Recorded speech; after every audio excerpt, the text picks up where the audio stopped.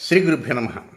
వృశ్చిక రాశి జాతకులకి 2024 ఫిబ్రవరి 11వ తేదీ ఆదివారం ఉదయం నుంచి 20వ తేదీ మంగళవారం రాత్రి వరకు ఉన్నటువంటి రెండవ 10 రోజుల్లో ఫలితాలు, సూచనలు, సలహాలు క్లుప్తంగా 3 పాయింట్లు తెలియజేయబోతున్నాం. ఇక మొదటి పాయింట్కి వస్తే 11వ తేదీ ఉదయం నుంచి 14వ తేదీ ఉదయం 10 గంటల 53 నిమిషాల వరకు ఉన్న సమయం అంతా కూడా ఇది చేసే ఉద్యోగం, వ్యాపారము, వ్యవహారాలు, ఉపాధి రంగాలు, ఆరోగ్య విషయాలు, ముఖ్యంగా ఆరోగ్య విషయాలు, దీంతోపాటు వాహన అంశాలు, సంతాన విషయాలు, ఇవన్నీ ఒక్కోసారి విసుగును కల్పించే విధంగా ఉంటాయి. ఆరోగ్యంలో ఏదో లోపం ఉంటుంది, ఒకసారి తెలిసిన లోపం ఉండవచ్చు, ఒకసారి తెలియని లోపం ఉండొచ్చు. దానివలన కొంత డబ్బు ఖర్చు అయ్యే అవకాశాలు ఉంటాయి. మనసంతా కూడా కొంత కకావికలంగా ఉంటుంది. ఆ అనారోగ్యం వలన మీరు చేసే కార్యక్రమాలకి, వెళ్ళవలసిన కార్యక్రమాలకి కొంతవరకు అంతరాయం కలిగేటువంటి అవకాశాలు కూడా ఉంటాయి. కనుక హెల్త్ విషయంలో మాత్రం కొంచెం ఎక్కువగా అంటే అదనంగా శ్రద్ధ చూపించాలి. ఇది శ్రద్ధతో పాటు డాక్టర్లు చెప్పినటువంటి వివరాలు ఏవైతే ఉంటాయో వాటి తూచా తప్పకుండా కూడా పాటిస్తుండాలి. ఒక్కోసారి ఏదన్నా శస్త్రచికిత్స ఉంది, చేయించుకోవాలి అని డాక్టర్ గారు చెబితే అదేంట్లే, ఆ డాక్టర్ అలా చెబుతుంటాడులే అంటాం కాదు. వైద్య నిర్ణయాన్ని ఒకవేళ మీకు నచ్చలేదు వారు చెప్పిన నిర్ణయం, మరొక సెకండ్ ఒపీనియన్ కోసంగా ఇంకో డాక్టర్ దగ్గరికి కూడా వెళ్ళి వారి ఏమండి పలానా డాక్టర్ గారు ఇట్లా ఆపరేషన్ చేయాలన్నారండి, ఏదో లోపం ఉందన్నారండి, దానిదండి ఇదన్నీ చెప్పేసి వారు ఇచ్చిన రిపోర్ట్స్ ఈ డాక్టర్ గారు చూపించి ఈ డాక్టర్ దగ్గర కూడా ఒక నిర్ణయం తీసుకోండి. అది నచ్చలేదు అనుకోండి, ఇంకొక ఒపీనియన్, అది నచ్చలేదు మరొక ఒపీనియన్. కనుక తాత్సారం మాత్రం చేయవద్దు, ఇది మాత్రం గుర్తుంచుకోండి. ఇక అలాగే అద్దె ఇంట్లో ఉండేవారు కానీ, లేదా గృహ నిర్మాణం కోసంగా పరుగులు తీద్దాం అనుకునేవాడు, గృహ కొనుగోలు కోసంగా పరుగులు తీద్దాం అనుకునేవారు, వారికి కూడా కొంత నిరాశ ఎదురయ్యేటువంటి అవకాశం ఉంటుంది. కనుక అక్కడ స్పీడ్ మాత్రం ప్రదర్శించవద్దు. ఎంత నిదానంగా వెళ్తే అంత మంచిది అనేటువంటి రీతిలో ఉండాలి. పై అధికారులతో మాత్రం చాలా జాగ్రత్తగా ఉండాలి. వారు అడిగినటువంటి అంశాలు కావచ్చు, వారు ఏదైనా పిలిచినప్పుడు వెళ్ళటం కానీ, లేదా ముఖం చాటేద్దామనే ఉద్దేశంతో మాత్రం ఉండకూడదు.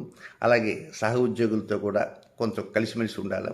ముభావంగా మాత్రం ఉండకూడదని కూడా గుర్తుపెట్టుకోండి. వాహన విషయంలో అత్యంత జాగ్రత్త తీసుకోవాలి. దీంతో కూడా అన్నింటికంటే ముఖ్యంగా ఏమిటంటే సంతాన విషయాలు.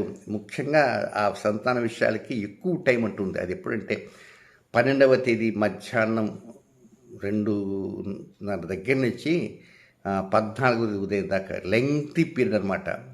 కనుక సంతానం కోసంగా ప్రయత్నం చేసేటువంటి వారు డాక్టర్ల చుట్టూ తిరుగుతుంటారు. కనుక వారు మంచి నిర్ణయాలు తీసుకోవాలనుకుంటారు, కానీ ఒక్కోసారి నిర్ణయాలు కొంచెం మైనస్లో పడేటువంటి అవకాశాలు ఉంటాయి. కనుక కొంచెం ఆలోచన చేసి కొంత డబ్బు ఖర్చు పెట్టుకోవడానికి ప్రయత్నం చేయండి.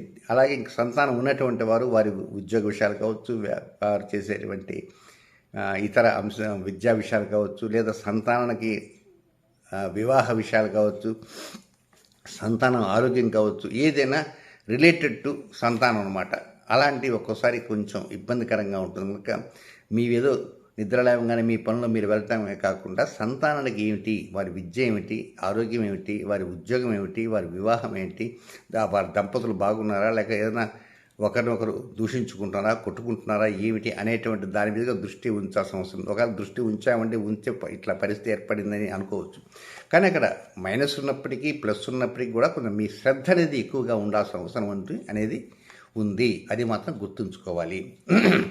ఇక రెండవ పాయింట్ ఎప్పుడంటే 14వ తేదీ ఉదయం 10 గంటల 43 నిమిషాలతో మొదలై 18వ తేదీ రాత్రి 9 గంటల 54 నిమిషాల వరకు ఉన్నటువంటి ఈ సమయం మాత్రం ఇది చాలా ఆనందంగా ఉంటుంది. చాలా కబుర్లు చెప్పుకోవటానికి బోల్డ్ మంది వచ్చేస్తారన్నమాట. అంతా కూడా ఇష్టపూరితంగానే ఈ కబుర్లు జరుగుతుంటాయి. ఒక్కోసారి ప్రేమికుల మధ్య కబుర్లు ఉంటాయి, వ్యాపార భాగస్వాముల మధ్య కబుర్లు ఉంటాయి, దంపతుల మధ్య కబుర్లు ఉంటాయి, లేదా మీకు నచ్చినటువంటి వ్యక్తి ఎవరైనా కావచ్చు, మీకు నచ్చిన వ్యక్తితో కొంతవరకు ఫోన్ చేసి స్థిమితంగా మాట్లాడి మనసు విప్పి మాట్లాడాలని కూడా అనిపిస్తుంటుంది. ఈ మనసు విప్పి మాట్లాడాలనుకున్నప్పుడు ఒక్కోసారి లోపల అంతర్గత రహస్యాలు కూడా చక్కగా చెప్పుకుంటారు కూడా. కనుక దీంతోపాటు మరొకటి ఏంటంటే ఏదో కొంచెం ఆరోగ్య విషయం కూడా కొంచెం ఊరట కనపడే విధంగా, ఇందాక మొదటి పాయింట్ చెప్పాడు టేక్ కేర్ రిగార్డింగ్ హెల్త్ అని. ఇప్పుడు మాత్రం కొంత ఊరట కల్పించే విధంగా అవకాశాలు వస్తాయి. మీ డాక్టర్ గారు చెప్పినవి తూచా తప్పకుండా పాటించిన కారణంగా కూడా ఏదో అవకాశాలు వస్తున్నట్టుగా మీకు ఫీలింగ్ అంటూ వస్తుంది. ఇక రుణభారానికి సంబంధించినటువంటి ఏదో పావులు కదులుతుంటారో అవి కూడా కొంతవరకు అనుకూల దిశలో అవి కదులుతుంటాయి. రుణభారంతో పాటు శత్రుభారం కూడా ఉంటుంది. ఆ శత్రుభారాన్ని కూడా తగ్గించుకుంటారు. అంటే శత్రు విజృంభణ కూడా తగ్గించుకునేటువంటి అవకాశాలు వస్తాయి. ఒక్కోసారి మీరు అనుకుంటారు అవతల వాడి మీద ఏదో వాళ్ళ అంతు చూద్దాము అది ఇదని. మీరు ఆ విధంగా ఉంచారంటే అవతలవాడు తేలిగ్గా ఉండడు. వాడు కూడా విజృంభిస్తాడు. కనుక ఇట్టడి విజృంభిద్దాము, అది చేద్దాం ఇది చేద్దాం అంతు చూద్దాము అనుకుంటే మాత్రం మీరే పప్పులో కాలేసినట్టే. కనుక ఎవరికుండే సత్తా వారికి ఉంటుందని మాత్రం గుర్తుంచుకోవాలి. ఇక దీంతోపాటు వివాహం కానటువంటి వారికి కొంచెం శుభవార్తలు, కొంత మాఘమాసం వచ్చేసింది కనుక కొంచెం శుభవార్తలు ఉంటాయి. ముఖ్యంగా 14వ తేదీ వసంత పంచమి పర్వదినం చక్కగా జరుపుకోండి. అలాగే 16వ తేదీ మరొక పండగ ఉంది. అదేమిటంటే రథసప్తమి పర్వదినం. చక్కగా ఈ 2 పర్వదినాలని ఆనందంగా జరుపుకోవడానికి ప్రయత్నం చేయండి. ఈ రథసప్తమి సూర్యనారాయణమూర్తి పండగ. ఆ 16వ తేదీ మార్నింగ్ నిద్ర లేవగానే ఇక జిల్లేడాకులు పెట్టి స్నానాలు చేస్తుంటారు కనుక అవన్నీ మీ అందరికీ తెలిసిందే. ఆ 16వ తేదీ కొత్త నిర్ణయాలకి మీ మనసు స్థిరంగా ఉండకుండా కొత్త నిర్ణయాల వైపు పరుగులు తీద్దామని ఆలోచిస్తుంది మనసు. పరుగులు తీయనండి, ఇబ్బంది అంటూ ఏమీ లేదు. ఏదో పరుగులు తీసి కొంత ఆలోచన చేస్తుంది. ఆలోచన కొంతవరకు పరోక్షంగా లబ్ధి పొందడానికి అవకాశాలంటూ ఉంటాయి. సో ఏదైనా ఈ 2వ పాయింట్లో అంతా ప్లస్గానే జరుగుతుంటుంది. మైనస్లు అంటూ ఏమీ లేవు. ఇష్టమైన వ్యక్తులతో ఆనందంగా ఫేస్ టు ఫేస్ ఉంటే మాట్లాడదాము. కొంత లోపల ఆ బాధ వలన అట్లా అనిపిస్తుంటుంది. ఏమిటా బాధ అంటే అది చెప్పుకోలేని బాధ. అది ప్లస్ పాయింట్స్ కావచ్చు, మైనస్ పాయింట్లు కావచ్చు. లోపల ఉన్నటువంటి కడుపులో ఉన్నటువంటి మర్మాన్ని కనుక వాళ్ళకి చెప్పుకుంటే ఆ ఉబ్బరం అనేది తగ్గిపోతుంది. కనుక మీ ఇష్టమైన వ్యక్తులతో చెప్పుకోవడానికి ప్రయత్నం చేయండి. ఇక 3వ పాయింట్, ఇది కొద్దిగా అటు ఇటుగా ఉంటుంది. అదేమిటంటే దీన్నే అష్టమచంద్ర దోషము అంటారు. ఎప్పుడన్నా గుర్తుపెట్టుకోండి. అష్టమచంద్ర దోషము ఉన్న సమయం చెప్పాను అంటే అది దాదాపుగా 2.5 రోజుల దాకా ఉంటుంది. అలాంటి అష్టమచంద్ర దోషము 18వ తేదీ రాత్రి 9:54 నుంచి 20వ తేదీ అర్ధరాత్రి వరకు ఉంది. ఈ అష్టమచంద్ర దోషం అంటే అష్టమ స్థానంలో చంద్రుడు సంచారం చేస్తున్నాడని అర్థం. ఎప్పుడైనా మనం వివాహ ముహూర్తాలు, ముహూర్తాలు, ఉపనయనాలకి, గృహప్రవేశాలకి, గృహాల ముహూర్తం పెట్టుకున్నప్పుడు ఆ ముహూర్తానికి కూడా అష్టమంలో చంద్రుడు ఉండకూడదు.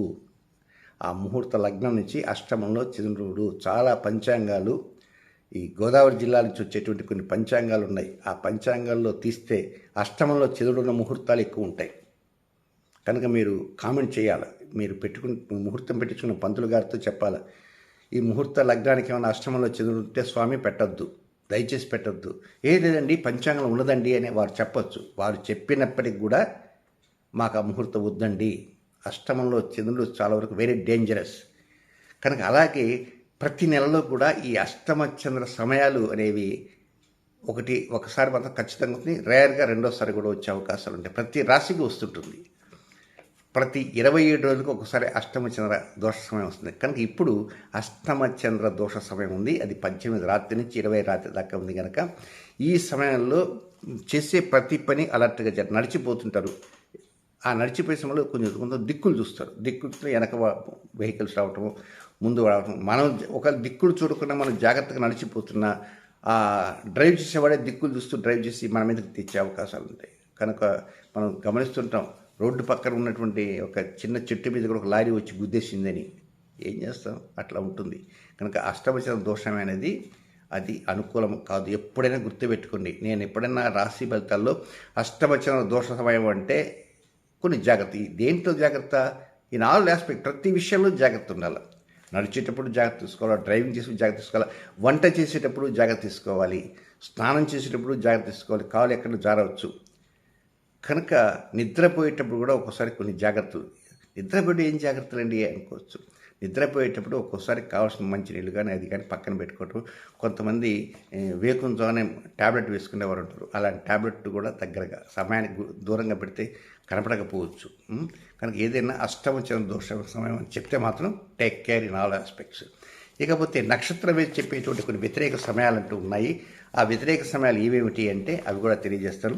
విశాఖ నక్షత్రం 4వ పాదంలో జన్మించినటువంటి వృశ్చిక రాశి జాతకులకి 17వ తేదీ ఉదయం 8:46 ప్రారంభమై 18వ తేదీ ఉదయం 9:23 వరకు ఇది అనుకూలమైన సమయం కాదు. ఇక నెక్స్ట్ అనురాధ నక్షత్రంలో జన్మించిన జాతకులకి 18వ తేదీ ఉదయం 9:23 నుంచి 19వ తేదీ ఉదయం 10:33 వరకు అనుకూలం కాదు. అలాగే జ్యేష్ఠ నక్షత్రంలో జన్మించిన జాతకులకి 19వ తేదీ ఉదయం 10:33 నుంచి 20వ తేదీ మధ్యాహ్నం 12:13 వరకు అనుకూల సమయం కాదు. ఇది విసర్జనీయ సమయం, రొటీన్ కార్యక్రమం చేసుకోవచ్చు. ఇక్కడ అష్టమచంద్ర దోషం అని చెప్పినప్పటికీ ఆ సమయంతో పాటు ఈ సమయం కూడా మీ నక్షత్రాలకి తారాబలం సక్రమంగా లేనటువంటి సమయము.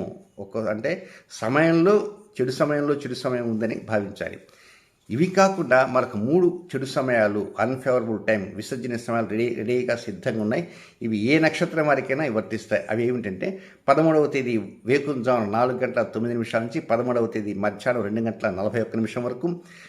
ఇక రెండవ సమయం 16వ తేదీ ఉదయం 8:44 నుంచి 16వ తేదీ రాత్రి 8:30 వరకు.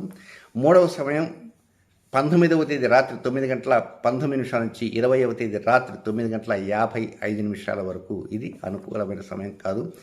ఇదేమైనా ఈ వృశ్చిక రాశి జాతకులకి రెండవ పాయింట్ అంటూ చెప్పాను కదా, కొంత మీ మనసున్నటువంటి వ్యక్తులతో చక్కగా మనసు విప్పి మాట్లాడి షేర్ చేసుకోవడానికి ప్రయత్నించండి అని చెప్పే కదా.